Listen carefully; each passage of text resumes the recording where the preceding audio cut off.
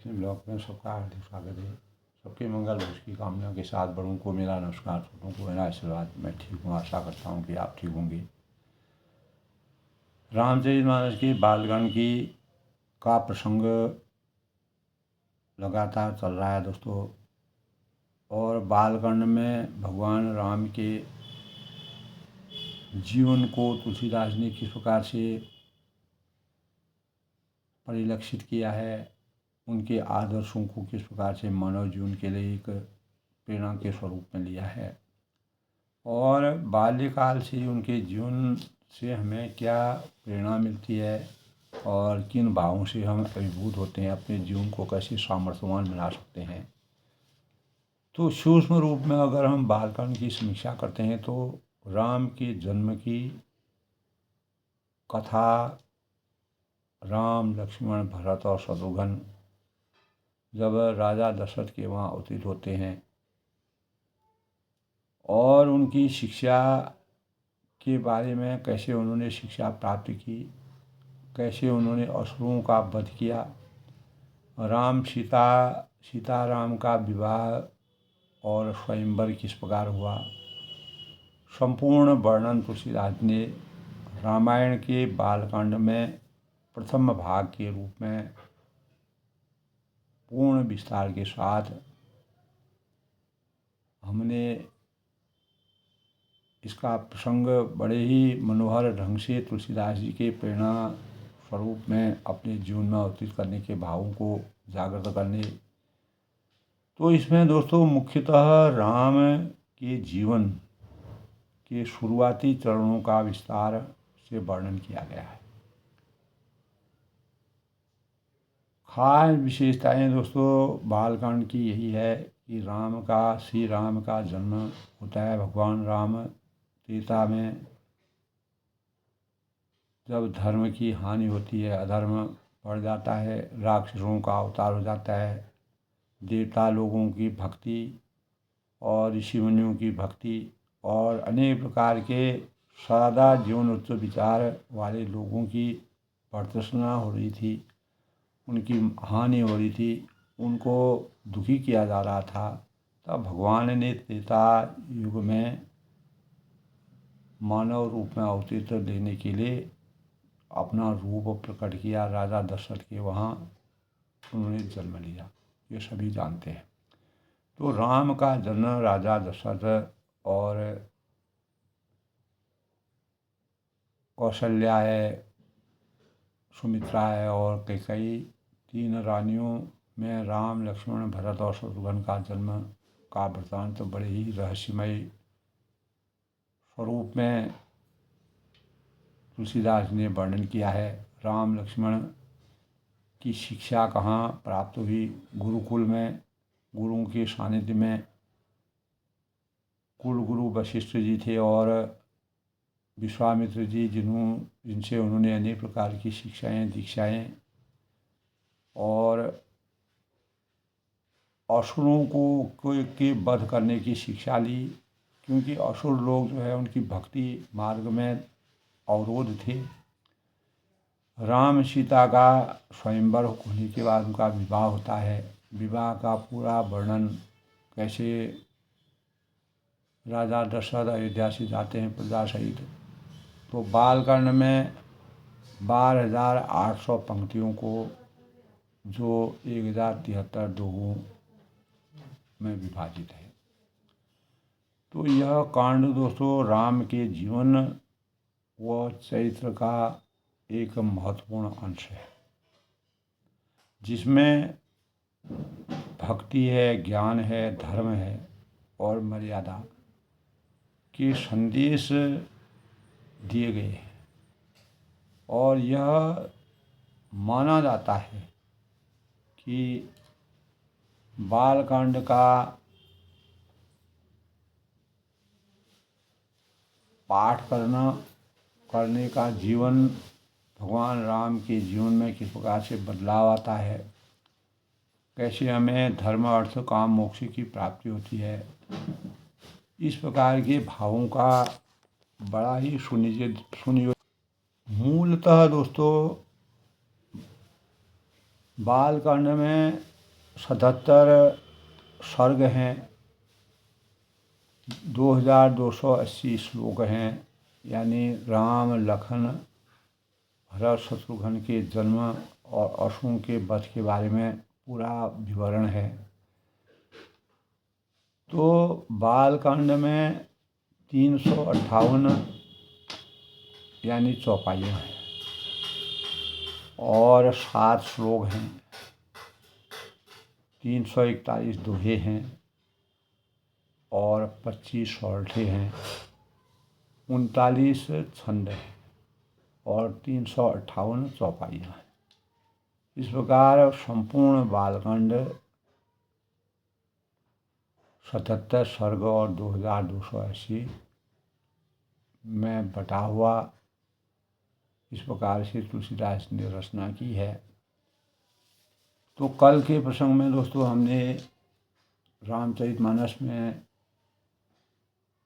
भगवान राम के दिव्य स्वरूप का किस प्रकार से माताओं ने, ब्राह्मणों ने, देवताओं ने गुरु, पिता और माताओं की वंदना करके आशीर्वाद प्राप्त किया। सभी भाइयों ने मनोवांछित कामना के अनुसार सबका आदर पूर्वक सम्मान करते हुए सबकी मुख मुद्राओं को प्रसन्न चित्त देख करके राजा के साथ यानी कैसे वह पधारते हैं, कैसे अपने जीवन को चरितार्थ करते हैं, संपूर्ण विवाह प्रसंग के बाद जब भगवान राम अयोध्या में आते हैं, राजा दशरथ किस प्रकार से सभी प्रजाजनों का, अपनी बहुओं का, अपनी रानियों का और देवी देवताओं का, ऋषि मुनियों का सम्मान आदर करते हैं, उन सम्मान के भावों का तुलसीदास जी ने एक पारिवारिक जीवन की पराकाष्ठा को परिमार्जित करने के भावों से बड़े ही मनोरम ढंग से सामाजिक राजा के रूप में और एक यानी एक उत्तरदायित्व की भूमिका को अदा करने के लिए राजा दशरथ के चरित्र का वर्णन बहुत ही राजा के ने सबका एक प्रकार से सम्मान करके राजा ने जो भाव के कोमल वचन कहकर रानियों को बुलाते हैं और कहते हैं कि जो बहुएं आई हैं नई, जब भगवान राम का विवाह होकर अयोध्या में सब विराजमान हो जाते हैं, तो जिस प्रकार का वर्णन है दोस्तों हम उसी प्रकार के स्वरूप का वर्णन पढ़ते हैं, अपने चिंतन में पारिवारिक रहस्य को समझते हैं, बूझते हैं और हमारे होनहार जो आगे का जीवन है, लोगों के आने वाली पीढ़ी है, उनके जीवन के लिए एक मार्गदर्शन का रूप उन्होंने दिया है। तो तभी वह कहते हैं कि पराये घर की स्त्रियां नारियां हैं, इनको इस तरह से रखना है जैसे आँख जो है वो पुतलियों के बीच में रहती हैं, पूर्ण सुरक्षित रहती हैं, यानी इनको किसी प्रकार का भी कोई परेशानी नहीं होनी चाहिए। तो सुख की अनुभूति होती है और मर्यादा का नियमता पालन दशरथ जी के चरित्र में विराजमान था। सभी यानी जो पुत्र थे उनके देख रेख की, उनके जीवन की, उनके मंगलमय आने वाले भविष्य की अनेकों प्रकार की सीख दे करके सबको सुखमय जीवन यापन करने की प्रेरणा से अभिभूत करते हैं। राजा के स्वभाव ही सुंदर वचन सुन करके रानियों ने मणियों से जड़े सुवर्ण के पलंग बिछाए और गौ के दूध के फेन से समान सुंदर एवं कोमल अनेकों सफ़ेद इस प्रकार की का दृश्य चादरें बिछाई। सुंदर यानी जब भगवान समस्त कार्य विवाह कार्य पूर्ण होने के बाद सब अपने अपने गृह निवास में चले गए। तब इस प्रकार सुंदरता का वर्णन माताओं को यानी सभी रानियों को राजा ने श्री रामचंद्र जी को प्रेम सहित आदर भाव से भाइयों के जीवन को शुचिता के स्वरूप में बांधने के लिए अनेकों अपने सुंदर वचनों से संकल्प और प्रेरणा दे करके श्री राम के सांवले और सुंदर अंगों को देख करके अपार हर्ष की अनुभूति करते हैं। और माताएं भी प्रेम सहित वचन कहती हैं कि मार्ग में जाते हुए तुमने बड़े भयावह यानी ताड़का और सुबाहु जैसे राक्षसों का वध किया। तो भगवान राम यद्यपि मानव रूप में अवतरित थे, लेकिन जब वह भगवान का यानी विराट रूप दिखाते थे तो घोर निशाचर विकट पट भटो समर गनहि नहीं काओ मारे सहित सहाय किमी खल मारी सुभाव। तो तब माताएं कहती हैं कि बड़े भयानक और राक्षस जो विकट योद्धा थे और जो युद्ध में किसी को कुछ नहीं गिनते थे, उनको तुमने किस प्रकार से मारा और सहायकों सहित तुमने उनका कैसे वध किया। तो तब वह कहते हैं कि यह सब मुनि ऋषि मुनियों का और आशीर्वाद है। मुनि की कृपा से ईश्वर ने यानी तुम्हारी बहुत सी सहायता की और तुम्हें अस्त्र शस्त्रों का ज्ञान कराया और दोनों भाइयों ने यज्ञ की रखवाली करते गुरु के प्रसाद से अनेकों विद्याओं को प्राप्त किया। तो ऋषि मुनियों के चरणों की धूलि लगने ही यानी जब भगवान राम स्वयंवर में जा रहे थे तो तुम्हारे चरणों की धूलि लगने से ही अहिल्या यानी गौतम नारी की पत्नी अहिल्या का तारण हुआ और पूरे विश्व भर में यानी सृष्टि में यह कीर्ति पूर्ण रीति के साथ व्याप्त हुई और कच्छप की पीठ वज्र और पर्वत से भी कठोर शिवजी के धनुष को अनेकों राजाओं के द्वारा स्पर्श करने में भी स्पर्श तक नहीं कर पाए और उस धनुष को तुमने तोड़ करके राजा जनक के कष्टों का निवारण किया। तो माताएं अपने भाव अपने विचार अपने साक्षात देखे हुए यानी साक्षात वर्णन करती हैं। तो विश्व विजय के यश और जानकी को प्राप्त किया क्योंकि राजा जनक ने माँ सीता के स्वयंवर में अनेकों हजारों राजाओं को बुलाया लेकिन कोई भी सामर्थ्यवान नहीं था। इसीलिए विश्व विजय के यश की प्राप्ति का कारक भगवान राम को माना गया है। और पुरुषार्थ पुरुषों में उत्तम पुरुषोत्तम जिनको कहा गया है, तो अमानवीय गुण उनमें थे, मनुष्य के समान गुण नहीं थे, अर्थात विचित्र गुण थे, विलक्षण प्रतिभा के मानक थे जिन्हें केवल विश्वामित्र की कृपा से तुम्हारा यानी विश्वामित्र जी ने तुम्हारे जीवन को किस प्रकार से साकार बनाया। तो तब माताएं कहती हैं कि पिता तुम्हारा चंद्रमा के समान जो मुँह है देखकर आज हमारा जगत में जन्म लेना सफल हो गया और तुमको बिना देखे ही दिन बीतते नहीं हैं।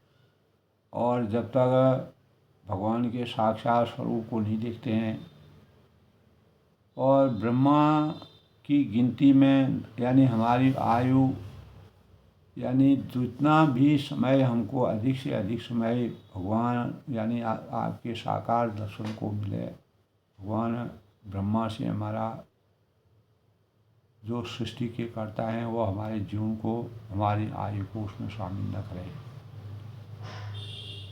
तो राम प्रदोषी मातु स्वभाव कही विनीत बरवैन, सुमिर शंभु गुरु विप्रपदौ किए नींद बसने।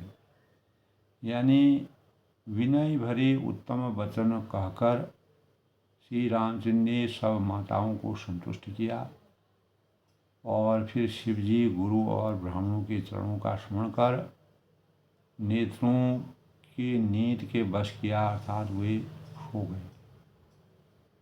तो नींद में ही उनका अत्यंत सुनहरा मुखड़ा ऐसा सो रहा है, ऐसा सुशोभित हो रहा है कि मानो संध्या के समय जो लाल कमल होता है वह नींद में आ गया है।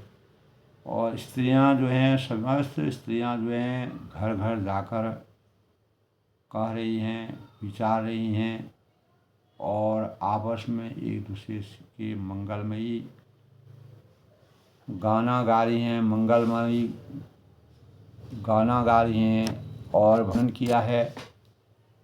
तो रानियां इसी अद्भुत छवि को देख करके तब कहती हैं कि रानियां कहती हैं, ये सजनी देखो आज रात की कैसी शोभा है, जिससे अयोध्या विशेष महसूस हो रही है। तो सासुएं जो हैं वह सुंदर बहुओं को देखकर आनंद की अनुभूति कर रही हैं, अपने सिर की मणियों को हृदय में छिपाने का अनुभव कर रही हैं। तो प्रातःकाल पवित्र ब्रह्म मुहूर्त में प्रभु जागते हैं और सुंदर जो मृग के रूप में या जो मुर्गे होते हैं उनकी आवाज़ आती है। भाट हैं, मागध हैं, गुणों का गान करते हुए लोग द्वार पर जाकर जोहार यानी वंदना करते हैं। ब्राह्मण हैं, देवता हैं, गुरु हैं, पिता हैं, माताओं को माता की वंदना करके आशीर्वाद पाकर सब भाई प्रसन्न होते हैं। और माताओं के आदर के साथ उनके मुखों को देखा तो फिर राजा के साथ दरवाजे के बाहर पधारे। स्वभाव से ही पवित्र चारों भाइयों ने सब प्रकार से नित्य क्रिया करते हुए निवृत्त होकर पवित्र सरयू नदी में स्नान करते हैं और प्रातः क्रिया संध्या वंदना करके वे पिताजी के पास आते हैं। तो ये कल के प्रसंग की बातें थी।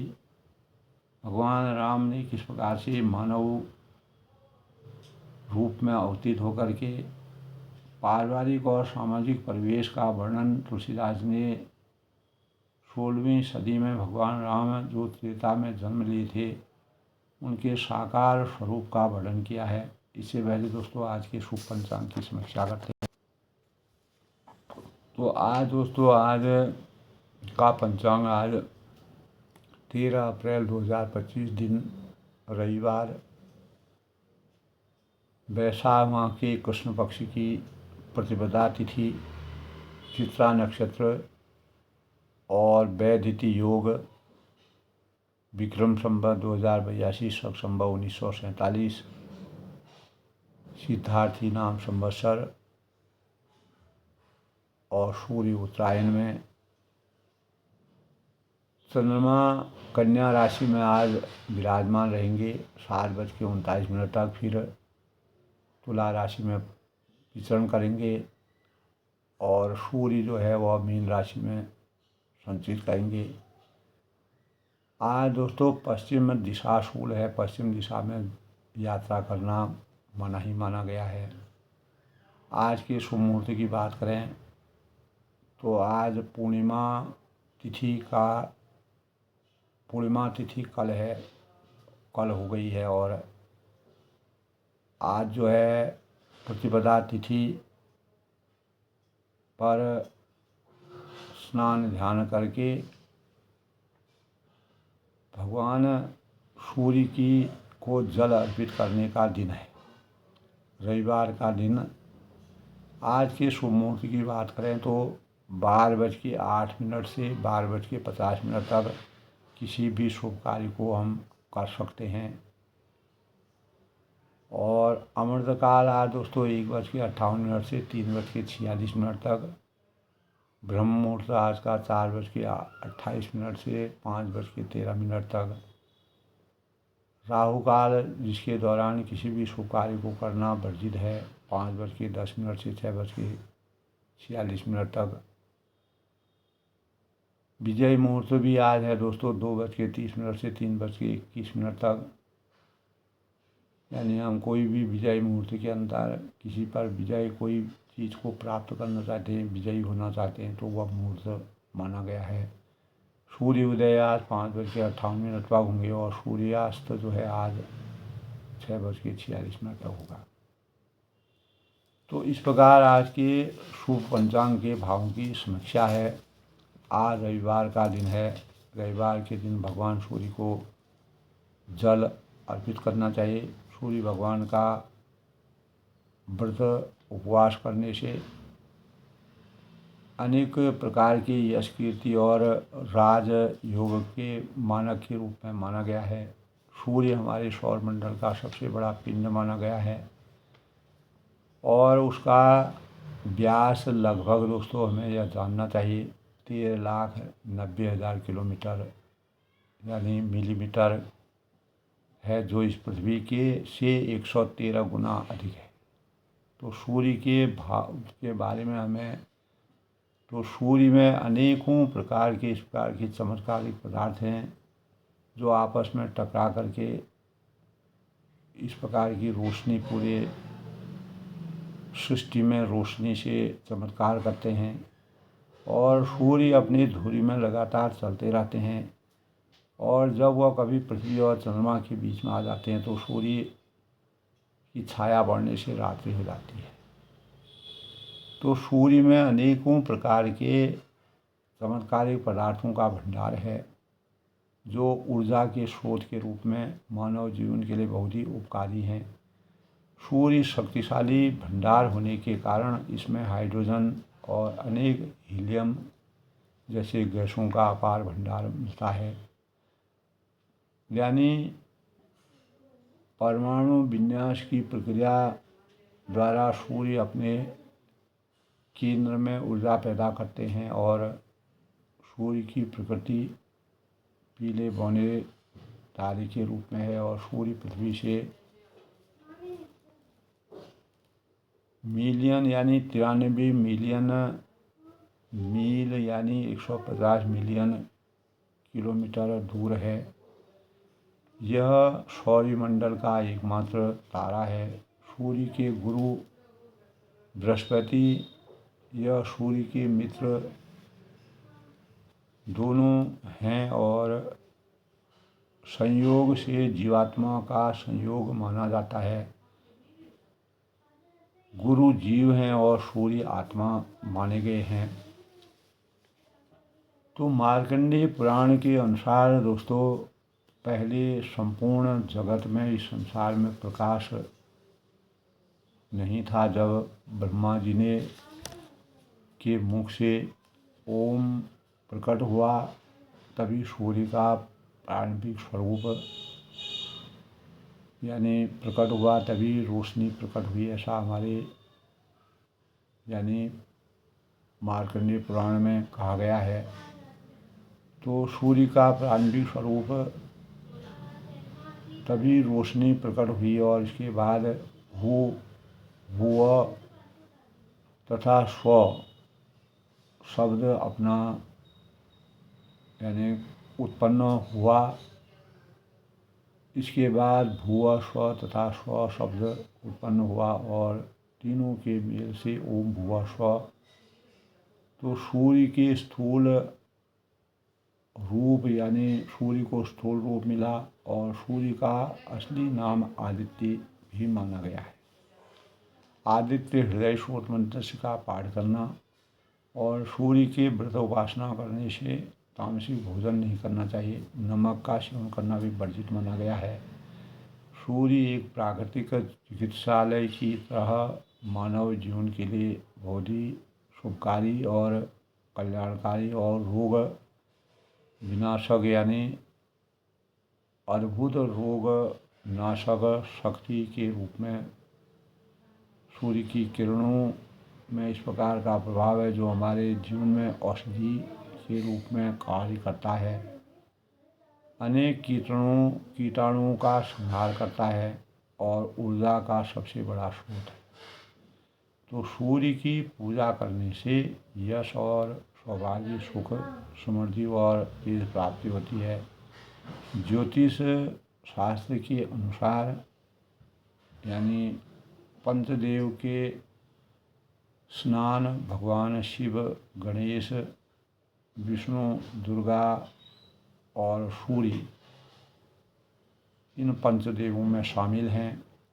और जल में रोली और लाल पुष्प और रोली डालकर तांबे के बर्तन से अर्घ से भगवान सूर्य को जल चढ़ाने से अनेकों प्रकार के राजयोगों की प्राप्ति, राजयोग प्रबल होता है। तो रोजाना सुबह जो है भगवान सूर्य को जल अर्घ देना चाहिए। ओम भुवः स्वः तत्सवितुर्वरेण्यं भर्गो देवस्य धीमहि धियो यो न प्रचोदयात्। ओम घृणसूर्याय नमः। ओम घृणसूर्याय नमः का जाप करना चाहिए। इस प्रकार सूर्य हमारे मानव जीवन के लिए तेज और अनेक रोगों के छुटकारा देने, अनेक प्रकार के विटामिनों की पूर्ति के लिए, हमारे शरीर के लिए आध्यात्मिक और वैज्ञानिक स्वरूप से बहुत ही लाभकारी माने गए। इस प्रकार सूर्य की उपासना वंदना करने से हमारे जीवन में सकारात्मक ऊर्जा की प्राप्ति होती है। तो रामचरितमानस के आज के प्रसंग की बात करते हैं कि दोस्तों, भूप बिलोक किए उरलाई। जब स्वभाव से ही पवित्र चारों भाइयों ने समस्त दैनिक प्रक्रिया से निवृत्त होकर पवित्र सरयू नदी में स्नान किया, माताओं का आशीर्वाद प्राप्त करके प्रातःकाल संध्या वंदनान के बाद पिता के पास पहुँचते हैं, तब वो कहते हैं कि भूप बिलो के लिए उरलाई बैठे हर्ष हृदय सुख। तो राजा ने देखते ही उन्हें हृदय से लगा लिया, क्योंकि भगवान राम दशरथ जी के और राजा ने देखते ही उन्हें भूप बिलो के लिए उरलाई, देखते ही उन्हें अपने हृदय से लगाया, बैठे हर्ष हृदय सिपाही। और तदंतर वे आज्ञा पाकर हर्षित होकर बैठ गए। देख राम सब सभा दुरानी। तब रामचंद्र ने दर्शन कर अपने नेत्रों की लाभ, बस यही सीमा है, लोचन लाभ अवरी अनुमानी। ऐसा अनुमान कर, ऐसा विचार कर, ऐसा मंथन कर सारी सभा शीतल हो गई और अर्थात सबके तीनों प्रकार के ताप, दैहिक भौतिक ताप जो है वो हमेशा के लिए समाप्त। तब पुनि वशिष्ठ मुनि कौशिक आए, सुभग आसनी मुनि बैठाए, सुतन समेत पूज पद लागे, निरखि राम दो गुरु अनुरागे। तो फिर मुनि वशिष्ठ जी और विश्वामित्र जी वहाँ राजा के पास पधारते हैं। राजा ने उनको सुंदर आसन पर बैठाया, सुतन समेत पूज पद लागे और सभी पुत्रों समेत उनकी पूजा करके उनके चरणों में लगे। और नेह राम दो नूर अनुरागे, दोनों गुरु श्री राम जी को देखकर प्रेम में मुग्ध हो गए, अर्थात भगवान के साक्षात स्वरूप में अनुरक्त हो गए, लीन हो गए, ब्रह्म में लीन हो गए। तो कहीं वशिष्ठ धर्म इतिहासा, सुनहि महिष सहित रनिवासा। तब वशिष्ठ जी जो उनके कुलगुरु थे, धर्म के इतिहास की बात करते हैं। धर्म की मर्यादा रघुकुल रीत सदा चली आई, प्राण जाए पर वचन जाई। तो रघुकुल की रीति के अनुसार उन्होंने पूरा इतिहास बताया। और सुनहि महिष सहित रनिवासा, राजा रनिवास सहित पूरे परिवार के साथ वशिष्ठ की बातें सुनते हैं।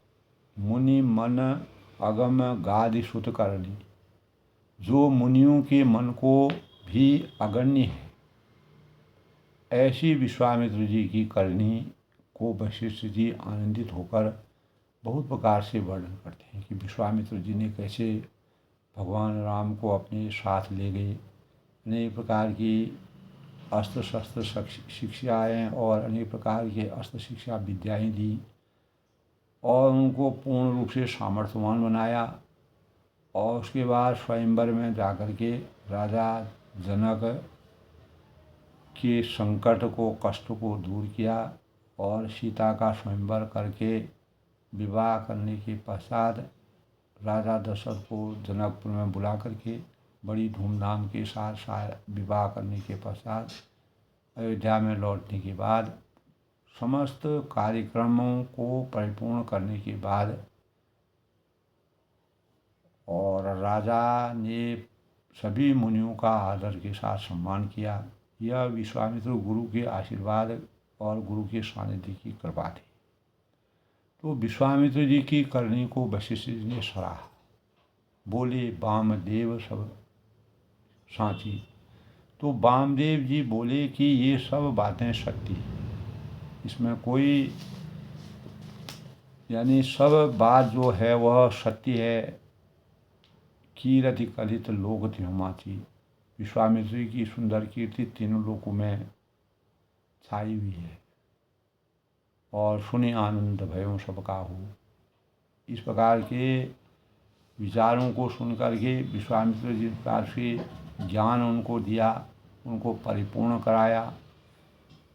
सभी ने आनंद की अनुभूति की और राम लक्ष्मण और अधिक उत्साह। भगवान राम और लक्ष्मण जी के हृदय में विश्वामित्र जी के लिए अपार उत्साह और आनंद की अनुभूति हुई। मंगल मोद उत्साह नितो जाहि दिवस ही भांति, नित्य ही मंगल आनंद और उत्सव होते हैं। इस तरह आनंद में दिन बीतते जाते हैं। जाय दिवस यही भांति, और उमगी अवध आनंद भरी, अयोध्या आनंद के भरकर उमड़ पड़ी। अधिकात और आनंद की अधिकता अधिक बढ़ती जा रही है। यानी जैसे जैसे दिन बीत रहे हैं वैसे वैसे भगवान का आगे का जो वर्णन है वह हो रहा है, आगे की नीति निर्धारित की जा रही है। उसी प्रकार आनंद की अनुभूति अयोध्या में बढ़ती जा रही है। सुदिन शोध कल कंकर सोरी, अच्छा दिन शुभ मुहूर्त शोध कर सुंदर कंकण खोले गए।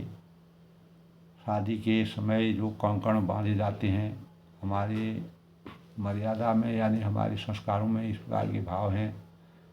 और मंगल मोद विनोद न थोड़े, मंगल आनंद और विनोद कुछ कम नहीं हुए। नित नव सुख सुर देख सिहाई, अर्थात बहुत हुए।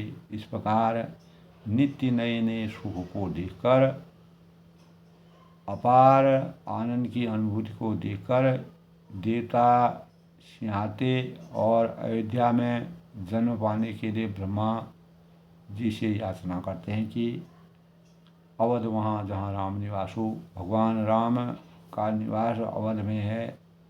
तो वहीं हमारा जीवन भी रहे। तो ब्रह्मा जी से सब लोग याचना करते हैं, अनुरोध करते हैं, विश्वामित्र चलन चाहिए। तब विश्वामित्र जी नीति ही चलना अपने आश्रम जाना चाहते हैं, क्योंकि संपन्न सभी कार्य संपन्न हो गए, यज्ञ उनका पूरा हो गया और राक्षसों से इस धरती को समाप्त कर दिया गया। समाप्त धरती में जितने भी राक्षस थे उनका वध किया गया। तो विश्वामित्र पूर्ण रूप से भयहीन हो गए और अपनी भक्ति में विराजमान होने के लिए उन्होंने आश्रम जाने के लिए विचार मंथन किया। राम सप्रेम विनय बस रहे, पर राम जन के स्नेह और विनय बस रह जाते हैं। दिन दिन सैगुण भूपति भाव, दिनों दिन प्रजा का 100 गुना भाव प्रेम देखकर महामुनिराज विश्वामित्र जी उनकी सराहना करते हैं। माँ गति पिता राव अनुरागे, सुतन समेत ठाड़ भय आगे।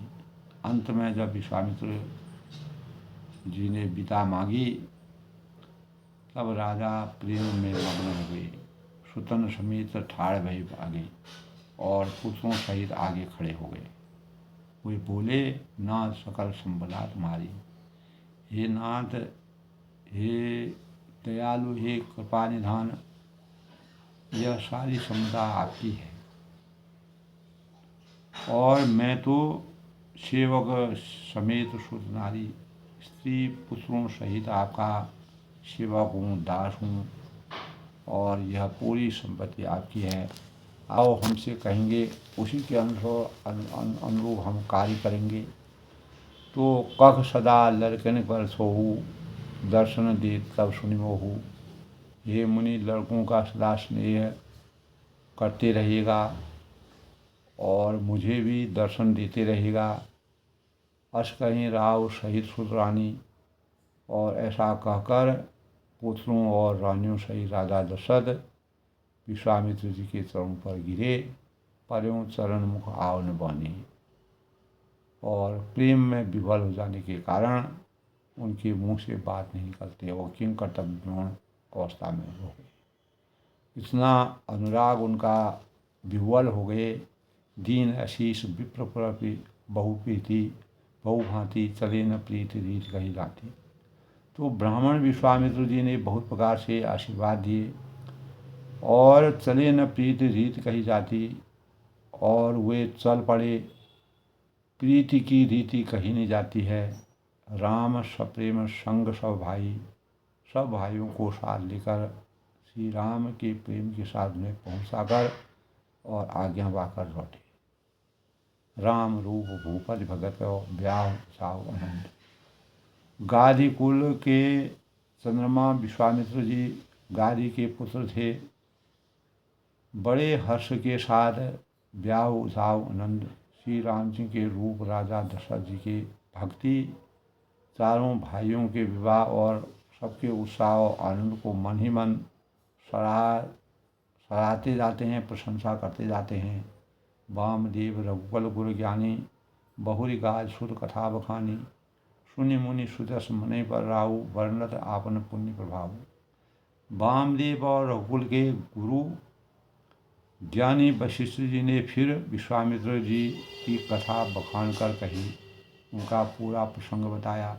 मुनि का सुंदर यह सुनकर सुनि मुनि सुजस मने मन राहु, राजा बहुरी मन ही मन अपार सुख की अनुभूति करते हैं। पुण्यों के प्रभाव का बखान करने लगे।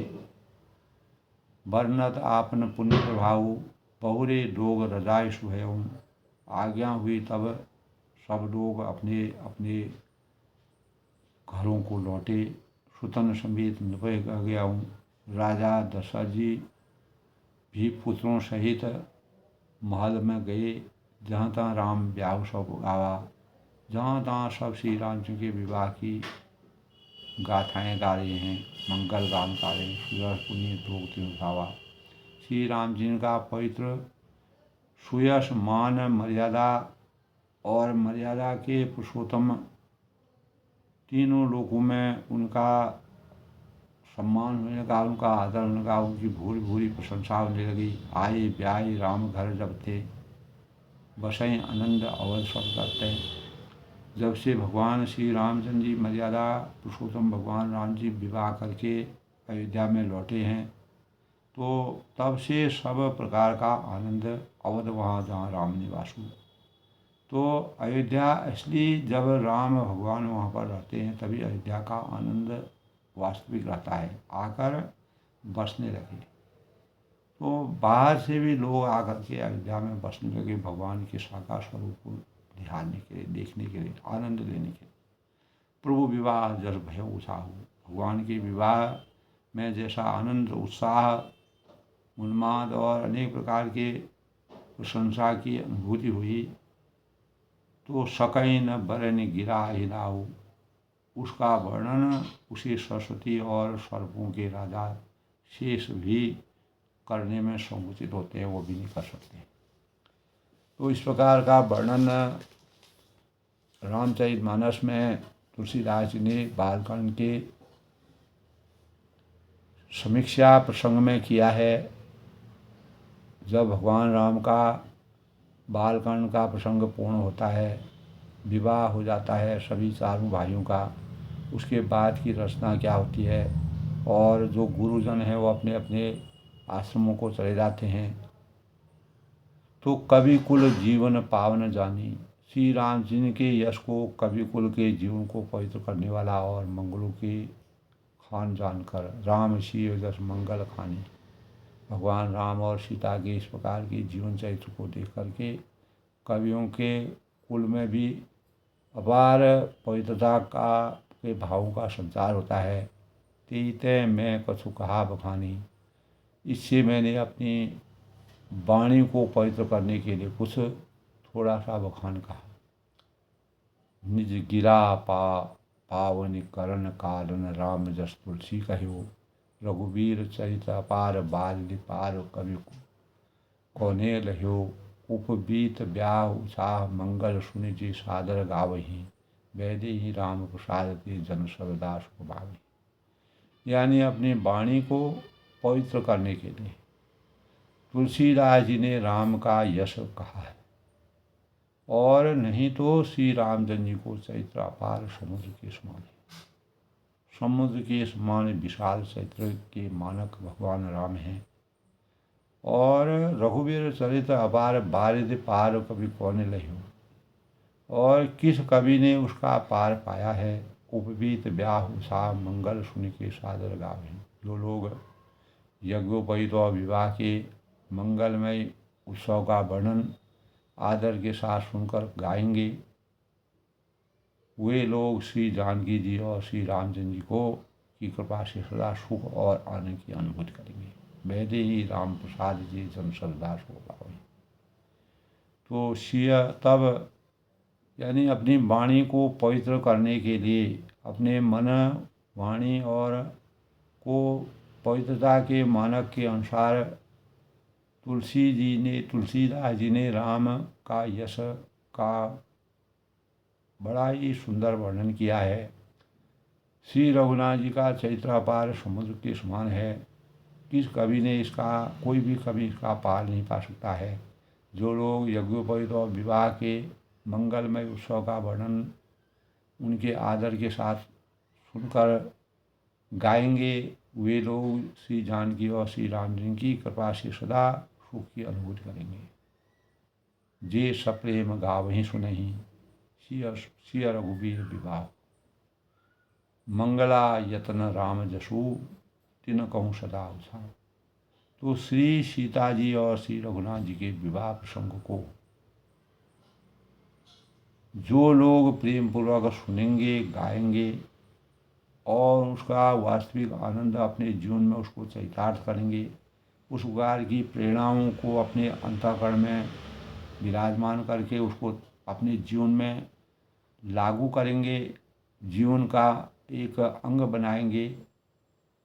तिन कहूँ सदा उत्साह, मंगला यत्न राम जसु, तो उनके लिए सदा उत्साह, आनंद ही उत्साह है, क्योंकि श्री राम जी का यश मंगल का भाग है। तो मंगल भवन अमंगल हारी, उमा सही जय जगत पुरानी, सिया राम मई सब जग जानी, करो प्रणाम जोगी जानी। तो सिय रघुवीर विवाह जे, भगवान अंतरो गत्वा बालकांड प्रसंग की समाप्ति के पश्चात तुलसीदास जी ने सार रूप में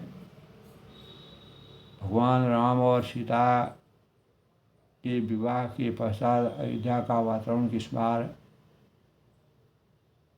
पूर्ण प्रफुल्लित और आच्छादित हो जाता है।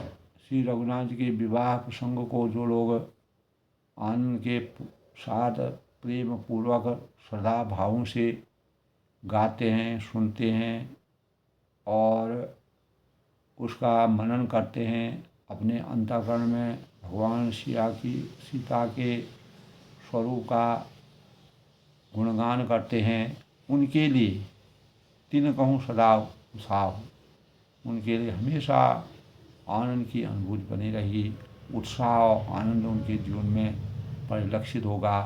क्योंकि श्री राम जी का यश मंगल का धाम है, मंगलों का धाम है, इसीलिए कहा है अवध वहाँ जहाँ राम निवासु, भगवान राम जहाँ भी जाते हैं वहाँ अवध हो जाता है।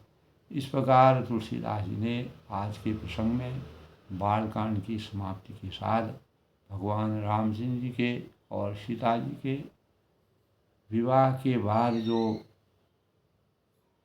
यश गान किया है और जिससे हमारे सामाजिक परिवेश में अनेक प्रकार के मंगल कार्यों को करने के पश्चात शुचिता के भावों का संचार होता है, उन भावों से वो सजो कर रख के मानव चेतना को जगाने का प्रयास किया है और हमारे लिए एक आईने के रूप में भविष्य के प्रत्येक मानव के जीवन में भविष्य की नीति रीति रिवाज संस्कार मर्यादा आचार विचार को हमेशा के लिए जीवंत रखने का प्रयास किया है।